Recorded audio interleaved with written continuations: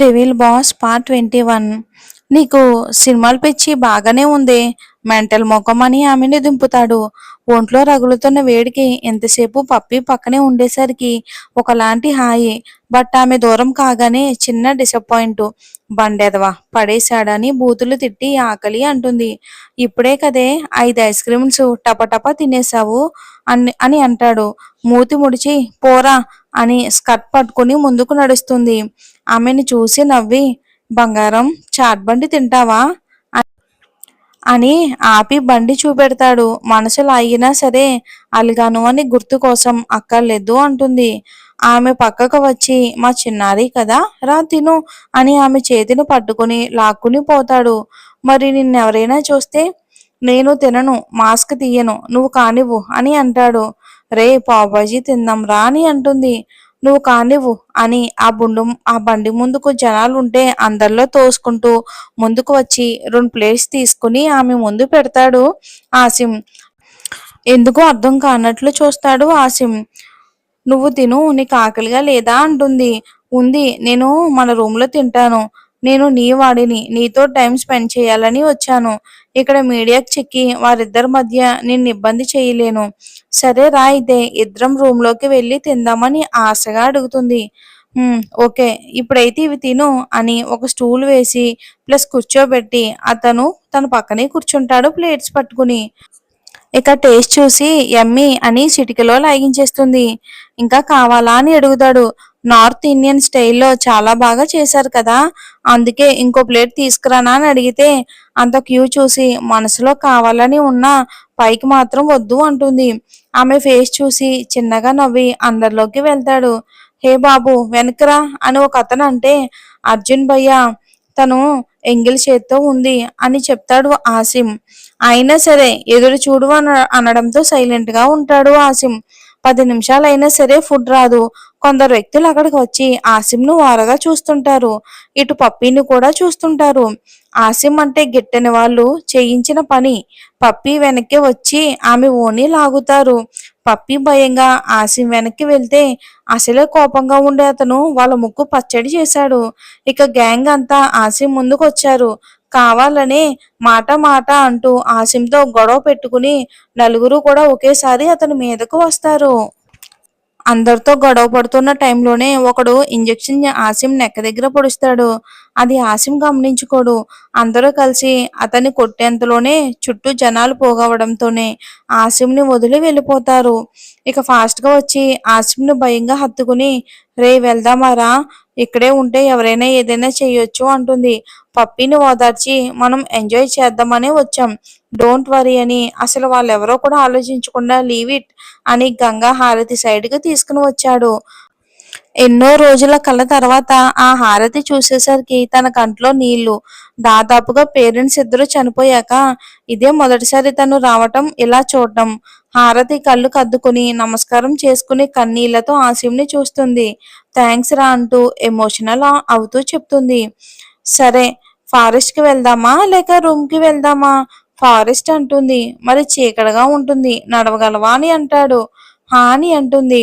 ఇంక ఇద్దరు food parcel తీసుకుని 7 గంటల సమయం తర్వాత అడవి బాట పట్టారు. ఇక ఇద్దరు నడుస్తూ మాట్లాడుకుంటూ వెళ్తూ ఉంటారు.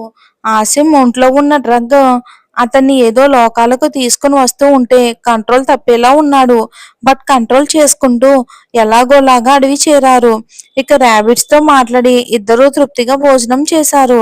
పప్పి ఫుల్ గా మెక్కేసి అతను భుజంపై వాలి రోజంతా తిరగటం వలన అలసటగా ఉంది, ఓపిక లేదు, పడుకుంటాను అంటుంది.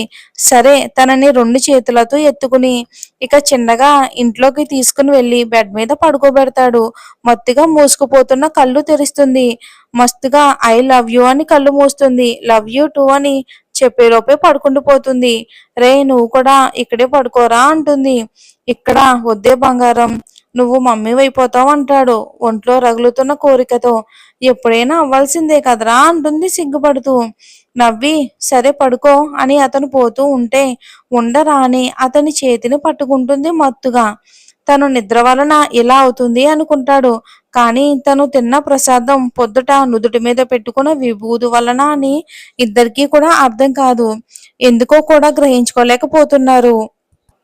ఇక్కడే ఉంటే బాగుండదు. నేను వాష్‌రూమ్‌కి వెళ్ళొస్తాను అని అంటాడు. ఆమెను వదిలి వెళ్తూ ఉంటే కళ్ళు మూస్తూ తెరుస్తుంది. 2 నిమిషాలకు అలాగే చూసి పడుకుంటుంది. ఆసిం బయటికి వచ్చి తల తిరిగిన భావంతో ఏంటి ఇలా ఉంది అని అనుకుని అటు ఇటు చూస్తాడు. ఒంట్లో తాపం పెరుగుతూ ఉంటే ఇంకా చాలా చాలా ఇరిటేట్‌గా ఉంటుంది. ఇక జీన్స్‌లు ఇబ్బంది పడుతూ ఉంటే ఇప్పేసి టవల్ యూజ్ చేస్తాడు. షర్ట్ కూడా అవతల పడేసి శరీరం భారం అవుతూ ఉంటే ఏదోలా ఉంటుంది. ఇక ఇలా అతనికి 15 ఏళ్ళు ఉన్నప్పుడు అయ్యింది. కానీ గంటలోనే తగ్గిపోయింది. చాలా సార్లయినా సరే పప్పిని తలుచుకుని తనను తను కంట్రోల్ చేసుకునేవాడు. బట్ ఈసారి అలా లేదు. ఎంత అణుచుకున్నా సరే తన వల్ల అవ్వటం లేదు. కంట్లో నీళ్లు కూడా వస్తున్నాయి. కష్టంగా ఉంది. అతని చూపులు లోపల ఉన్న పప్పీ వైపు వెళ్తూ ఉంటే మా మ్యారేజ్ అయ్యే వరకు టచ్ చేయొద్దు అని అనుకున్నాం అని టవల్ తీసి వాటర్‌లోకి దిగాడు. వేడి చల్లారుతుందేమోనని. ఇక కొంత సమయం ఆసిం అలానే ఉండిపోయాడు. ఆసిమ్‌ను ఫాలో చేస్తున్న గ్యాంగు అడవిలో ఉన్నట్లు తెలీదు. అతని పైలట్‌ని పట్టుకుని అడిగితే అతనికేం తెలీదని చెప్పాడు. వాళ్ళు వేసిన ఇంజెక్షన్ ఎఫెక్ట్ ఎలా ఉంటుందో తెలుసు కనుక అతనికి అందుబాటులోనే కావాల్సిన అమ్మాయిని అందంగా రెడీ చేసి ఉంచుతారు గ్యాంగు. ఇక ఆసిమ్‌కు జాడ కూడా దొరకలేదు. ఇక అదే విషయం తమ బాస్ అయిన సెంట్రల్ మినిస్టర్ సయ్యద్ అలీకి చెప్తారు. అంతా పర్ఫెక్ట్‌గా చేశాం సార్. బట్ అతను మిస్ అయ్యాడు. ఎక్కడికి వెళ్ళాడో తెలీదు అని చెప్తుంటారు. ఇక ఢిల్లీలో ఉన్న ఆలీ కోపంగా వాడిని నా కూతురు కోసం వచ్చేలా చెయ్యాలి అంటాడు. రూమ్‌లో పడుకున్న తన కూతురు సోనాలిని చూస్తూ, సరే సార్ దిగులు పడకండి. ఆసిం సంగతి మేం చూసుకుంటాం అని వెతుకుతూ ఉంటారు ఆ గ్యాంగు. కానీ ఆసిం దొరకడు. గంగా నది ఒడ్డున ఉన్నవాళ్ళు సడన్‌గా ఎక్కడికి వెళ్తారో అని అనుకుంటూ అయినా సరే ఆసిం కోసం వెతకడం మాత్రం ఆపరు. ఇక ఇంకో గ్యాంగ్ కూడా తిరుగుతూ ఉంటారు. వాళ్ళు కూడా ఆసిం కోసం ఎలాంటి ఇన్ఫర్మేషన్ కూడా దొరకదు. స్పెషల్ ప్లేన్ కాశీ వచ్చినట్లుగా ఉంటుంది తప్ప ఎక్కడ స్టే చేస్తున్నాడు, ఎవరితో వచ్చాడు ఇలాంటి ఏ ఇన్ఫర్మేషన్ కూడా ఉండదు. ఆ రౌడీ గ్యాంగ్ సఫారీ ఇచ్చిన వ్యక్తికి కాల్ చేస్తాడు. ముంబైలోని తన ఆఫీస్‌లో కూర్చుని మౌనంగా తన ప్రేయసి కోసం ఆలోచిస్తున్న వ్యక్తికి కాల్ వెళ్తుంది. కోపంగా ఉన్న ఆ బాస్ లిఫ్ట్ చేసి చెప్పండి అని అంటాడు బేస్ టోన్‌లో. ఆ గొంతుకు దర్చుకుని సార్ ఆసిం సిటీలోనే ఉన్నాడు కానీ ఎక్కడ ఉన్నాడో అస్సలు తెలియటం లేదు. ఈవినింగ్ చూసినప్పుడు పక్కన ఎవరో ఒక అమ్మాయి కూడా ఉంది. ఎవర్రా అమ్మాయి? తెలీదు సార్. లవర్ అనుకుంటా సార్. మనలానే ఇంకో గ్యాంగ్ కూడా ఆసిం మీద పగతో తిరుగుతున్నారు. ఆ వ్యక్తులు ఆ అమ్మాయిని ఇబ్బంది పెడితే తుక్కు తుక్కు బాదాడు అని చెప్పడంతో ఆ వ్యక్తి నవ్వి ఆ ఆసిమ్‌గాడు మన మాట వినాలి అంటే ఆ అమ్మాయిని ఎత్తుకుని రండి. తన ఫింగర్ కూడా ఎవడు టచ్ చేయకూడదు. అండర్‌స్టాండ్ అని అరుస్తాడు. ఓకే సార్ అని అంటారు భయంగా. ఇక ముంబైలో 10 అంతస్తుల బిల్డింగ్‌లో పై ఫ్లోర్‌లో అందంగా రూమ్‌లో తన ప్రేయసిని తలుస్తూ ఉంటాడు. అర్జున్ రియాజ్ సేన్. ఆసిమ్ అంటే అస్సలు గిట్టదు. ఇద్దరూ ఉప్పు నిప్పు. స్కూల్ డేస్ నుంచి, కాలేజ్ డేస్ నుంచి ఈ రోజు వరకు ఒకే చోటుండి చదువుకున్నారు. కానీ అస్సలు పడదు. ఎప్పుడు చూసినా వాళ్ళిద్దరి మధ్య పోటీనే. పచ్చగడ్డి వేసినా బొగ్గుమంటుంది వాళ్ళిద్దరి మధ్యన. మరి ఏం జరుగుతుందో వచ్చే భాగంలో చూద్దాం. కొన్ని సస్పెన్స్ ఉన్నాయి. కొన్ని కాదు చాలానే ఉన్నాయి. అవన్నీ రివీల్ చేయాలంటే స్టోరీ అవ్వాలి కదండీ! కాబట్టి స్టోరీని డైలీ ఫాలో అవ్వండి. Thanks for watching. స్టోరీ నచ్చితే లైక్ చేసి ఛానల్‌ని సబ్స్క్రైబ్ చేసుకోండి. రోజు ఒక ఎపిసోడ్ పెడుతున్నానని ఏమో అనుకోవద్దు. ఒక 10 డేస్.